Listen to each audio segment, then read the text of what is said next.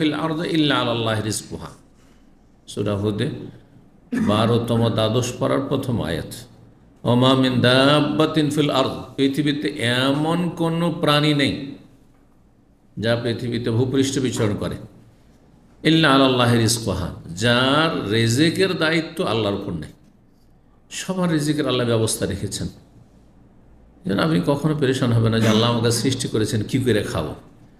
আপনাকে যখন আল্লাহ সৃষ্টি করেছেন আপনার রিজিক বেঁধে দিয়েছেন, যে কম বাঁধা থাকে তো বেশি পাবেন না, আর বেশি যদি নির্ধারণ থাকে তাহলে কম হবে না।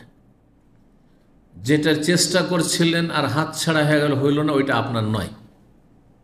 চাকরিতে হোক আর টাকা পয়সাতে হোক আর ব্যবসা বাণিজ্যের খুব স্বপ্নে হোক অথবা বিদেশ যাওয়াই হোক, একটা কাজ করতে যাচ্ছিলেন, ব্যর্থ হইলেন, হইল না, ওইটা আপনার নয়, তাহলে অন্য কারো নসিব আছে, যার নসিবে আছে সে নিয়ে গেছে।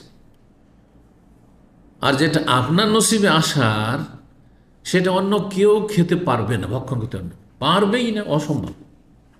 এই জন্য রুজি নিয়ে পেরেশানির কোনো কারণ নাই একজন ইমানদার ব্যক্তির।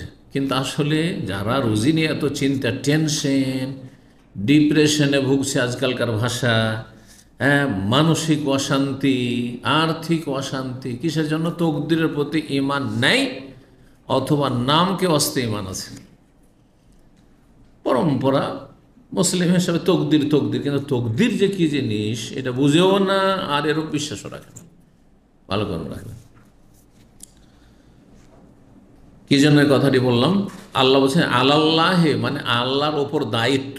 দায়িত্ব আল্লাহর দায়িত্ব আমাদের মতো নাকি যে আমরা দায়িত্ব নিয়ে দায়িত্বহীনতা পরিচয় দিলাম? হ্যাঁ, আল্লাহ। তারপরে আল্লাহ কোরআনে কারিমে বিভিন্ন জায়গায় বিভিন্ন ভঙ্গিমাতে বলে রিজিকের বিষয়টি, কাইয়্যিম মিন দাব্বাতিন, আল্লাহ বলছেন কত শত এমন প্রাণী আছে পৃথিবীতে, জীবজন্তু আছে, লা তাহমিলু রিজকাহা, নিজের রিজিক বহনও করতে পারে না।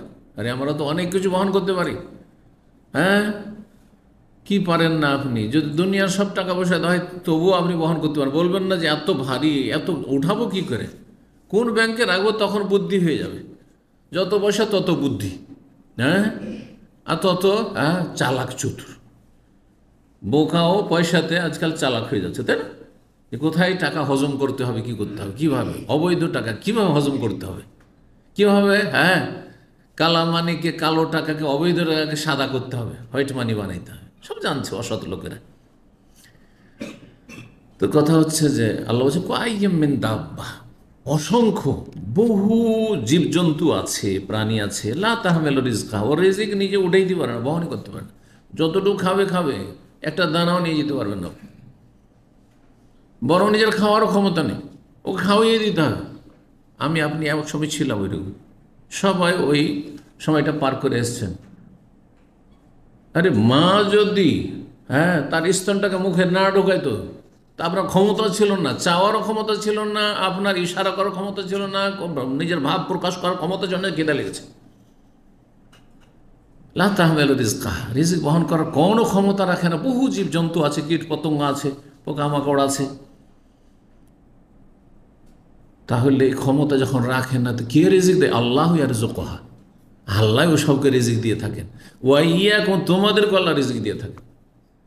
আল্লাহ ওদেরকে রিজিক, যাদের কোনো ক্ষমতা নেই তাদেরকে রিজিক দিয়ে থাকেন। আর তোমাদেরকে, হে বুদ্ধিমান মানুষ, তোমাদের তো অনেক ক্ষমতা আছে আর অনেক চালাক চতুর, তোমরা দৌড়াদৌড়ি করতে পারো, ছোটাছুটি করতে পারো। তারপরে আগামী 14 পিঢ়ি খাওয়াবেন আপনি, আগামী জেনারেশন আপনার খাওয়াবেন, এইরকম আপনি ধন সম্পদ জমা করে রেখেছেন। তারপরে চিন্তার শেষ নেই, তারপর চিন্তার শেষ নেই। 100 বছর 200 বছর বাঁচলেও আপনার খেয়ে দিয়ে শেষ হবে না, এমনকি তারপরে চিন্তার শেষ নেই।